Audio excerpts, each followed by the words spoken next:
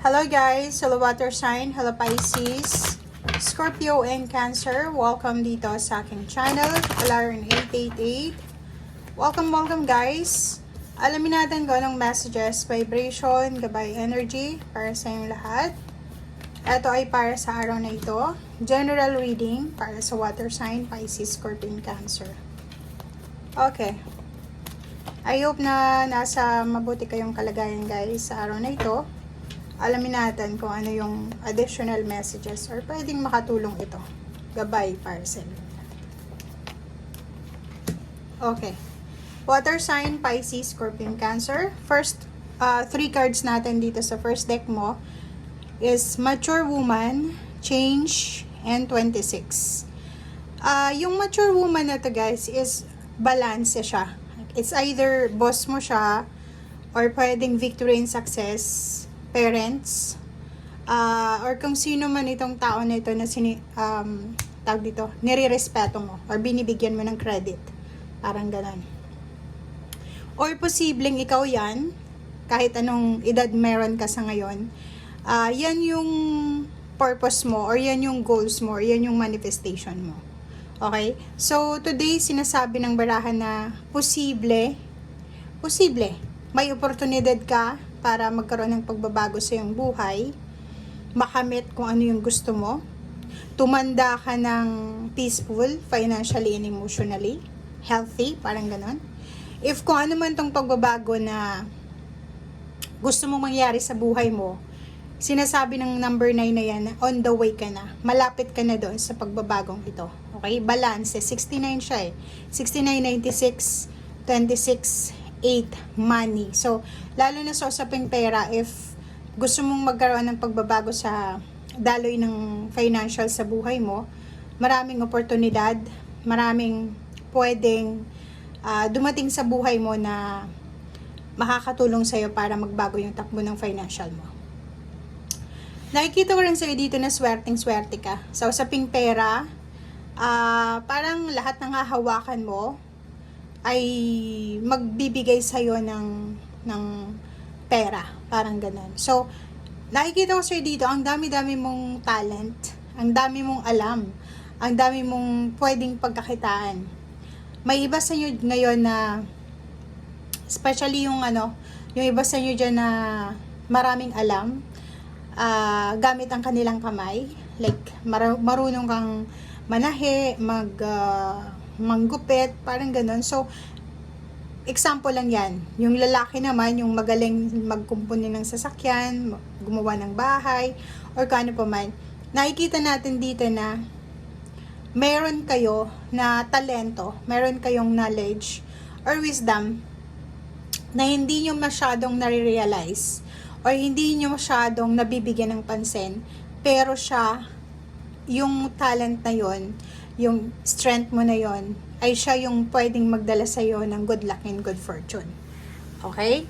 So, comment down below if resonated ka. Diba? Pwedeng yung iba, sasabihin, ako, wala akong talent. Baka alam mo, wala kang talent. Kasi, hindi mo pa sinusubukan or hindi mo tinatanggap etong God-given gift or talent na to na gustong ibigay sa'yo ng Panginoon.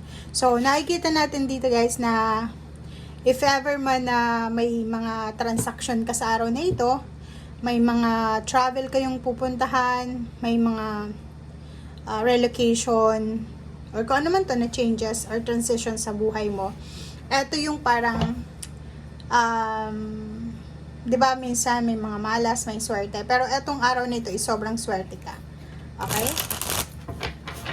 Parang eto yung victory and success after stressful na events sa buhay mo.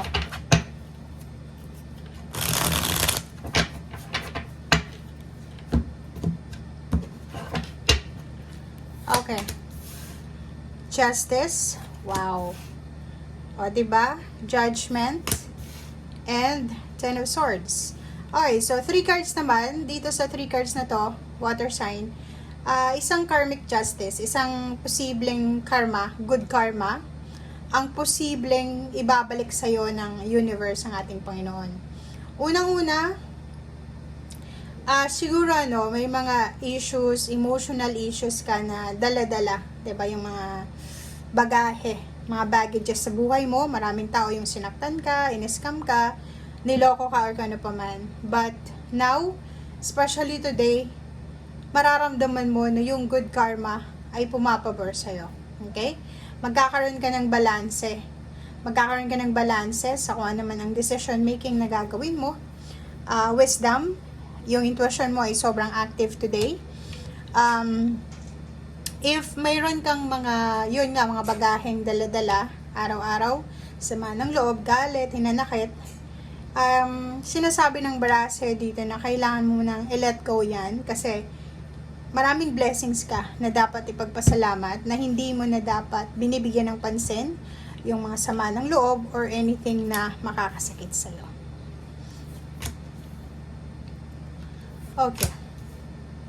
Okay, dito naman, nakikita natin, meron dito ang water sign, Pisces, Scorpion, Cancer, na meron kayong pinagpipilian. It's either location siya. Pwedeng gusto mo mag-travel, dalawa yung location na pinagpipilian mo, dalawang choices, dalawang option. May number 8 tayo ditong the star. Sinasabi ng barahe dito na it's either may motivation ka na gawin ito, like travel or pwedeng paglipat ng trabaho, paghahanap ng mas stable na trabaho or relationship, pero ang nakikita ko sa'yo dito na natatakot ka. Diba? And etong the star na to, sinasabi na huwag kang matakot. Okay? Huwag kang matakot kung ano yung available na offer sa'yo sa ngayon or kung ano yung gusto mo sa ngayon, kailangan mong ipaglaban ito. Diba? Merong mga bagong source ng income, additional income, merong relationship na magsisimula or posibleng ikaw to or in a relationship ka, asawa mo, kapartner, live-in partner, boyfriend, girlfriend, posibleng siya ay magkaroon ng swerte sa araw na ito, isang offer ng work or business or investment. Okay? So yun, yung iba din sa inyo dito is parang gugugulin nyo yung araw nyo sa araw na ito sa pagpapahinga, pagpapagupit, pagpo-focus sa inyong health, or pwedeng yung iba sa inyo ngayon is magme-meditate, magko-contemplate, magpo-pray, or kano man ito. Etong 7 of Cups dito siya. Sinasabi na ang dami-dami mong options para sa araw na ito, or sa mga susunod na araw, tungkol sa trabaho, tungkol sa wishes mo, tungkol sa pangarap mo, or sa kung ano pa man. But, make sure na gusto mo talaga to. Okay? Kailangan mong i-secure etong sarili mo, itong emotional mo, kung talagang gusto mo siya. Okay? Travel, pagbili ng sasakyan, movement, 'di ba? So, nakikita natin dito guys, may water sign, Pisces, Scorpion, Cancer na magkakaroon ng transisyon or pagbabago sa kanilang buhay tungo sa pagtatagumpay and sobrang peaceful. Kontrolado mo 'di ba? Hindi lang ito sa araw na ito, pwedeng sa susunod na araw or sa May, June, July or next year. Sinasabi na yung pag-unlad mo ay kontrolado mo, 'di ba? Yung parang naiintindihan mo, water sign, Pisces, Scorpion, Cancer, na kung hindi ka gagalaw, kung hindi ka magtatrabaho, wala kang kikitain. Kung nakatenga ka lang, wala ka talagang kikitain. Parang ganun yung sinasabi ng baraha sa'yo. May great fortune dyan. May iba sa inyo talaga na isinilang sila na sobra-sobrang swerte. Diba yung parang lucky star. Nung isinilang ka, talagang swerte ka. Talagang ipuprovide sa'yo ng universe lahat ng needs mo, lahat ng gusto mo, lahat ng manifestation mo matutupad. Mayroon din iba na isinilang na talagang pagtatrabahuhan nila. Kailangan nilang mag-effort. Kailangan nilang kumilos. Parang ganon. So, if nandun ka sa swerteng-swerte ka, kasi kahit wala kang ginagawa, lucky ka talaga. Pero kung nandun ka sa sitwasyon na alam mo na pag hindi ka kumilos, wala kang kakainin, wala kang kikitain, nandito ka. Diba? So, ang nakikita natin dito is humility, clarity, and acceptance. Parang tanggap mo kung ano yung posibleng life purpose mo dito sa mundo, or tanggap mo na hindi sa lahat ng oras katulad ka ng ibang tao, may swerte, may hindi swerte. May kailangan magpagod, may mga taong isinilang na nakahiga lang pero kumikita. Parang ganun. So comment down below guys if resonated ka. Thank you. Bye.